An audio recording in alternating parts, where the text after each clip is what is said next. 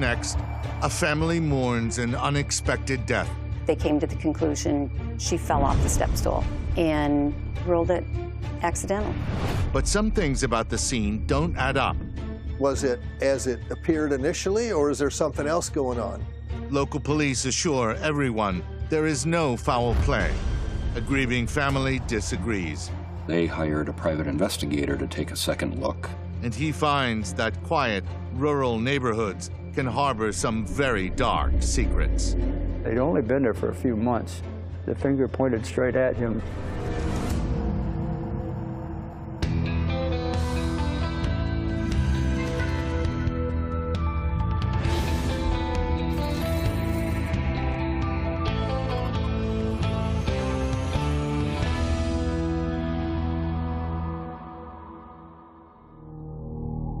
Michigan is divided into the upper and lower peninsulas. The lower peninsula is famous for being shaped like a mitten. The tiny village of Hubbardston, home to less than 500 people, sits right in the middle of it. It's a very close-knit community. They all kind of know each other. I love the town of Hubbardston. For all her 80 years, Hubbardston was home to Bernita Cunningham. The mother of 7 and grandmother of 10 was known to everyone as Billy. Mom and Dad went to school together, and then after Dad got back from the service, he was in World War II in the South Pacific. They ended up getting married, and my mom lived in the house her whole life. We always called it the good side of town. In 2006, Billy had been widowed for 17 years. She was notorious for being a creature of habit. She did the very same thing on every day of the week. Every Tuesday she'd do this, every Wednesday she'd do this, and it wouldn't take long for you to pattern her in Hubbardston, where there's almost zero crime goes on. So on November 30th, when there was a break in Billy's routine, her next-door neighbors noticed. She didn't come over for an afternoon cup of coffee, which she did every day. And that night, they noticed yet another break in Billy's routine. One of them got up in the middle of the night and they noticed the lights were on, like at 2 or 3 o'clock in the morning. And they thought, oh, Billy must not be sleeping well.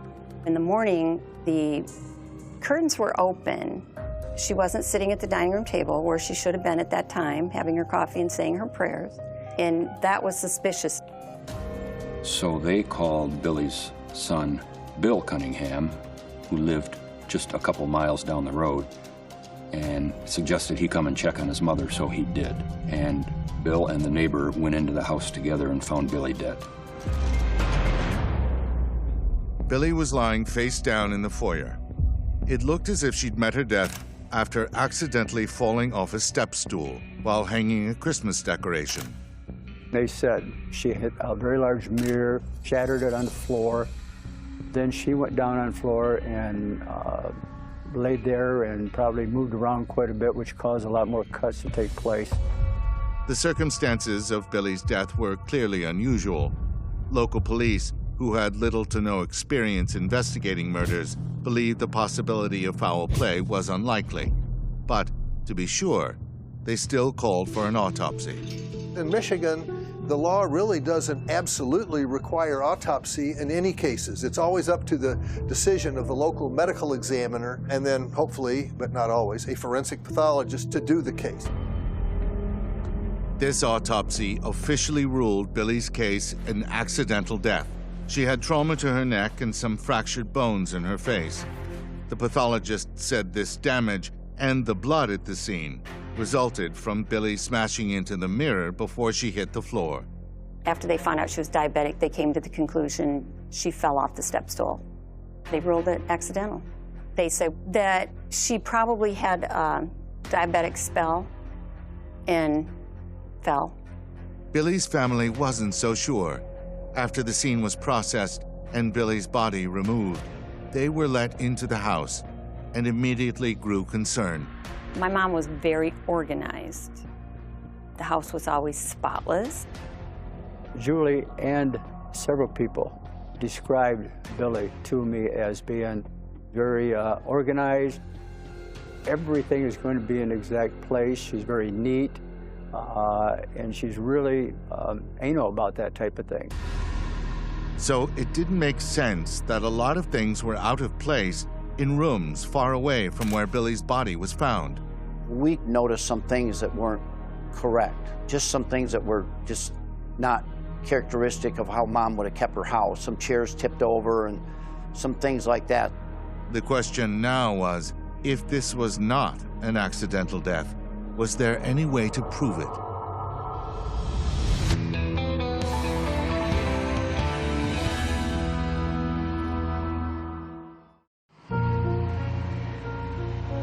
Hubbardston, Michigan, sees very little violent crime.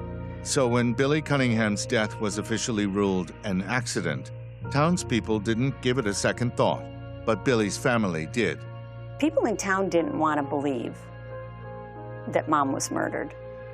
Couldn't happen in their little town. No, it had to be an accident. They didn't want to believe that she was murdered. The family didn't just conjure up this murder theory out of thin air. As they did their own post-mortem examination of Billy's house, they noticed all sorts of things that simply didn't make sense.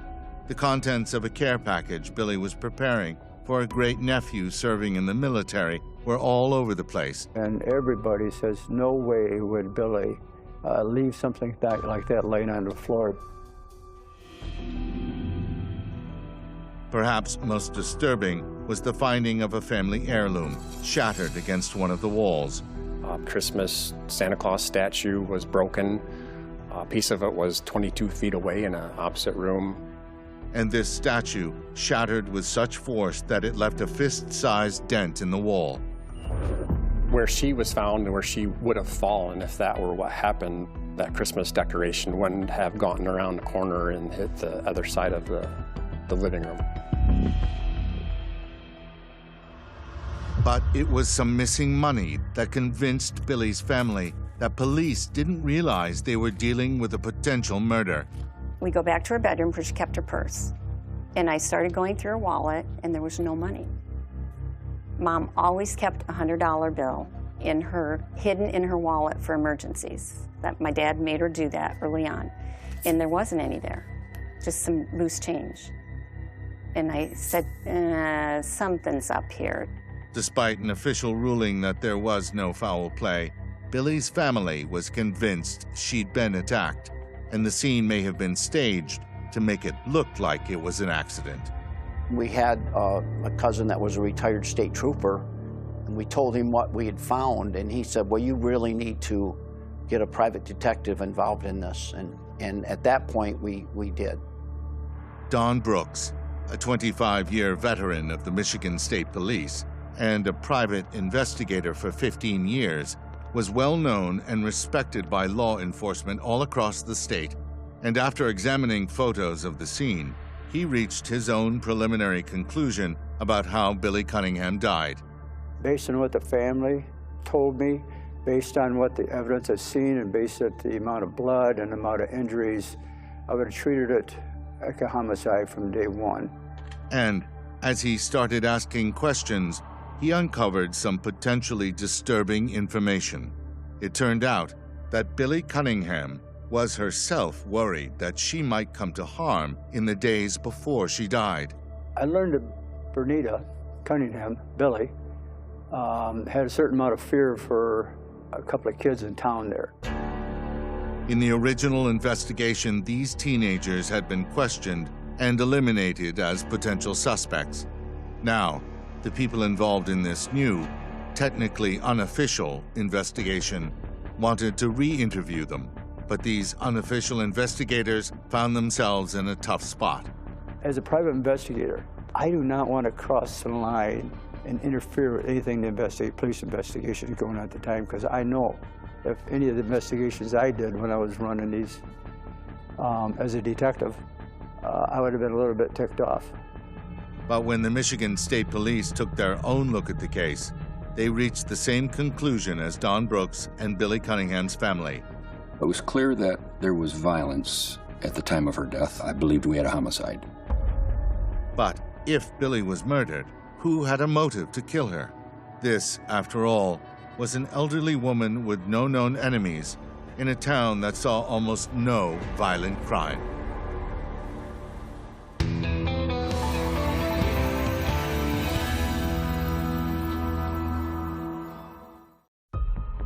After weeks of official and unofficial investigations into the circumstances of Billy Cunningham's death, Michigan State Police became convinced she'd been murdered. The question now was proving it, and some serious obstacles were in the way.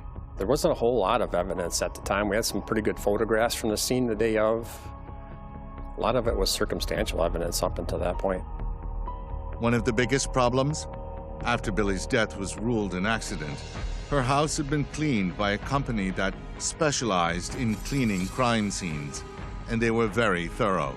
Now keep in mind, the crime scene cleanup crew had been there already and cleaned up the home. Another problem? The original autopsy, which, despite Billy's considerable injuries, was conducted by a general pathologist, not a forensic pathologist. This turned out to be a crucial distinction in what was now looking less and less like an accidental death. We had a doctor who was not a forensic pathologist. He was going right along with what the sheriff detective was, says, this kind of thing doesn't happen around here, and let's see how we can justify these injuries from the crime scene. And that's what they did. Even worse for investigators, Billy Cunningham had been embalmed and had been buried for weeks. And investigators had already talked to everyone in this small town who had any interaction with Billy Cunningham. Early on in the investigation, we had probably 30 or 35 persons of interest that we felt necessary to rule out. But one potential suspect still stood out. Just before her death, Billy Cunningham became concerned about a young man who had recently moved in just across the street from her. Justin Stevens was originally from Texas. The family he was living with up here in Michigan, he had met while they were living in Texas. He ended up dating one of the girls of the family, and he moved up to Michigan with them. And they were living across the street from where the incident happened. He was unemployed, but suddenly Justin was known to be in possession of about $100 near the time of the crime. He was 17 years old and had apparently interacted with Billy Cunningham shortly before her death. Billy Cunningham went to the neighbors for coffee and mentioned to them that the neighbor boy came over to my house this morning, asked if he could borrow a phone, and offered to help me put up Christmas decorations.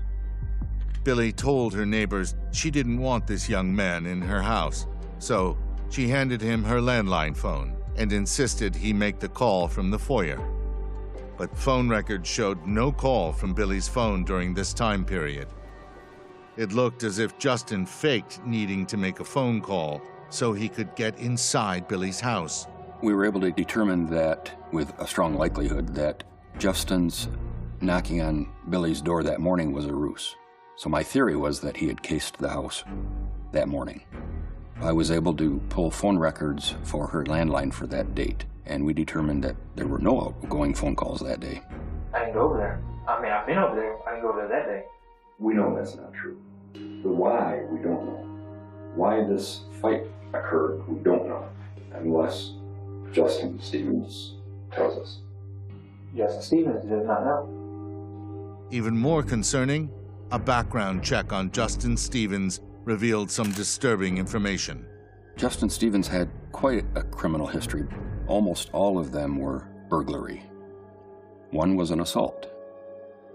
So his criminal history fed into the theory that he had burglarized Billy's home and assaulted her. In the story Justin was telling detectives, that Billy had invited him into her house made no sense to anyone who knew her. Well, that in itself is a red flag for me.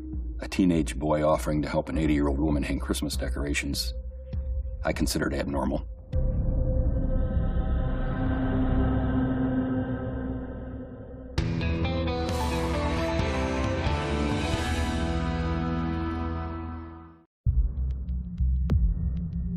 Once Michigan investigators concluded that Billy Cunningham had been murdered, all roads led to Justin Stevens. But detectives had no physical evidence until they got an incredible and, as far as they knew, unprecedented break. The company that cleaned the scene after Billy's death was in the business of cleaning crime scenes. Despite local police telling them they were cleaning up an accident, This cleaning crew had seen a lot of crime scenes, and they weren't so sure. The people that came to do the cleanup also voiced their opinion that there's something not right here. And so, this cleaning company kept some items from Billy's house in storage on the off chance they might get a call from investigators, which is exactly what happened. I contacted those people at that time and talked with them, and they said, we're kind of glad to hear from you.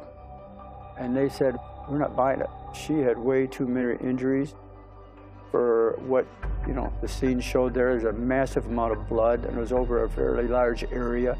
In this crime scene cleanup company's unofficial evidence locker, detectives found parts of the shattered mirror.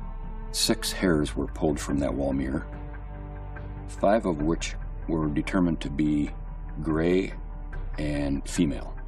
There's an assumption that most of those were probably Billy's hairs, but 1 hair was an animal hair. The people that Justin was living with across the street had dogs. Me and Detective Maury traveled to their house where they had moved to and obtained samples from those 2 dogs that they had. It was packaged and sent to UC Davis for DNA testing to be compared to the hair that was seized at the house. Even if that single hair placed Justin Stevens at the scene, prosecutors had a huge problem. Billy Cunningham's death had been officially ruled an accident, which any good lawyer would use to create reasonable doubt with a jury. So investigators made an unusual decision. They decided to exhume Billy's body and redo her autopsy, even though she'd been embalmed and buried for weeks. And for this autopsy, investigators turned to a pathologist who was used to dealing with suspicious deaths. They just decided, look, let's just take it to a forensic pathologist and have a re-look. So about 2.5 months or so later, that's what happened. She was exhumed and sent over here. As in the first examination, Dr. Cole saw extensive damage to the victim's neck. She did have some cuts on the skin made by something sharp, could have been glass, but upon examining the body, some of these sharp force wounds penetrated rather deeply into the body, and that was inconsistent with her falling on the floor and shards of glass from a broken mirror cutting her. And as I probed some of these wounds, I said, man, these are stab wounds. You're not going to get stab wounds from a broken mirror. This answered why there was so much blood at the scene. In the second autopsy, Dr. Cole determined another detail missed in the first autopsy. She also had some fractures of her face, including the nose and some facial bones. That's a blunt force injury, and that's a severe blunt force injury. You're not going to get that from falling off a stool and from sharp shards. So it looked like there was a lot more going on than just a simple accidental fall. This second autopsy led to a conclusion that directly contradicted the original finding. This was an unusual case in which we did a 180-degree turn from accident to homicide, and that was satisfying. I felt pretty good about that. Prosecutors believed Justin Stevens had been casing Billy's house and knew she often left her door unlocked. On the day of her murder, that's what she did. And Justin later confessed that he slipped into the house while she was gone. He was looking for money or something to steal when Billy unexpectedly returned. She grabbed her phone to call 911. Justin overpowered her, shattering the hall mirror. Justin had to act fast, grab the nearest thing at hand, and hit Billy with the Santa statue. Justin apparently decided there was no turning back. He stabbed Billy to death, then may have staged the scene to make it look as if she accidentally fell off a step stool. And it almost worked. Except for one thing he missed. A shard of glass covered with Billy's blood held a hair from a dog who lived in his house. And that was huge. In my 22 years as a detective, this was only the second homicide that I ever investigated that involved animal hair, and the first that resulted in a positive match. In 2011, a jury deliberated for just 3 hours before finding Justin Stevens guilty of first-degree murder. As a minor, when he killed Billy Cunningham, his sentence was ultimately decided at a minimum of 40 years and a maximum of 60 years in prison.